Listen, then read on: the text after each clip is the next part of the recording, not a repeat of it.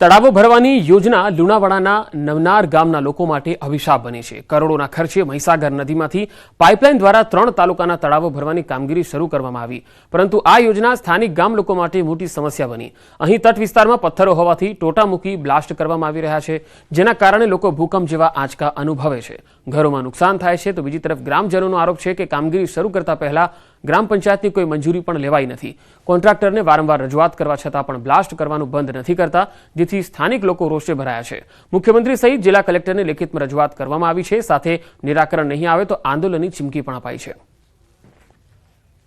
500 કરોડ ઉપરનો પ્રોજેક્ટ છે કઈ અને 500-600 કરોડનો પ્રોજેક્ટ છે અને મહીસાગર નદીમાંથી પાણી આ લોકો બહાર લઈ જવાનું કરી રહેશે। એના માટે અમારી ના નથી, સરકારમાંથી પરમિશન લઈને લઈ જાય। અહીંયા કોઈ બી જાતની મહીસાગરમાંથી કોઈ બી જાતની પરમિશન લીધેલ નથી, ગામજનોની બી પરમિશન નહીં લીધી।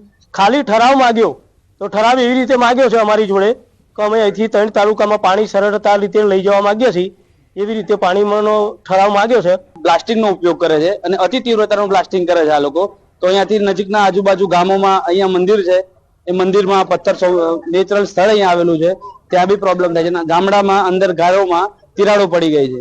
તે ઉપરાંત અહીંયા વર્ષો જૂનું અહીંયા રાજાઓનું શિકાર માટે બધું જે સ્થળ અહીંયા બનાવેલું હતું તે બી એ લોકો તોડી નાખેલ છે અને અહીંયા ગ્રામજનોનું કોઈ પણ વસ્તુને જણાવેલ નથી આ લોકો, અને અહીંયા નિયમોનો નેવે મૂકીને આ લોકો કામ ચાલુ કરેલું છે। 500 મીટરની અંદર 100 મકાન આવેલ છે। કદાચ કોઈ માનસિક હાર્ટ એટેકથી કે આવી કોઈ અન્ય બીમારીથી જો માણસ હોય તો કદાચ મૃત્યુ પણ અને જાનહાનિ પણ થઈ શકે એવું છે। તો કદાચ તાત્કાલિક આ સત્વરે પગલાં લઈ અને આ કામગીરી બંધ કરે એવું મારું માનવું છે। અને સરકારશ્રીને વારંવાર રજૂઆત કરવા છતાં પણ આ કામગીરી આ લોકો જે છે સુપરવાઇઝરને અન્ય પોતાની મનમાનીથી ચાલુ રાખે છે। તો અમે સરપંચ દ્વારા પણ રજૂઆત કરી છે, તેમ છતાં પણ આ કામગીરી બંધ કરતા નથી। અમારી કોઈ પરવાનગી નથી, તો છતાંય આ લોકોએ મનમાની રીતે કામગીરી ચાલુ રાખી છે અને અમારી કોઈ એ નહીં, તો છતાંય આ લોકોએ બાંધકામની નથી લીધેલી સાહેબ। અમારા 6 નંબરમાં કંઈક એક હતું, એની જગ્યાએ આ લોકો આખો એરિયા કવર કરીને બેઠા અહીં આ લોકો।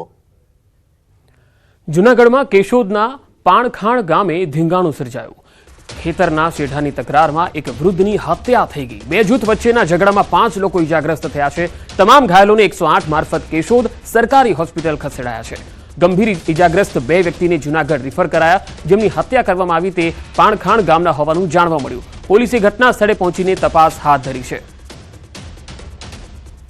આજરોજ કેશોદ પોલીસ સ્ટેશનના પાણખાણ ગામમાં એક શેઢા અંગેની ઝઘડો થયેલો, જેમાં એક જ જ્ઞાતિના 2 પરિવાર દ્વારા ઝઘડો થયેલો છે। જેમાં આમાં એક વ્યક્તિ જેનું નામ પીઠમભાઈ રાયમલભાઈ ગોગણા કે જેઓનું મૃત્યુ થયેલું છે, તેમજ તેમના 2 લોકોને ઇન્જર્ડ થયેલા છે, જેઓને સારવારથી જૂનાગઢ શિફ્ટ કરેલા છે।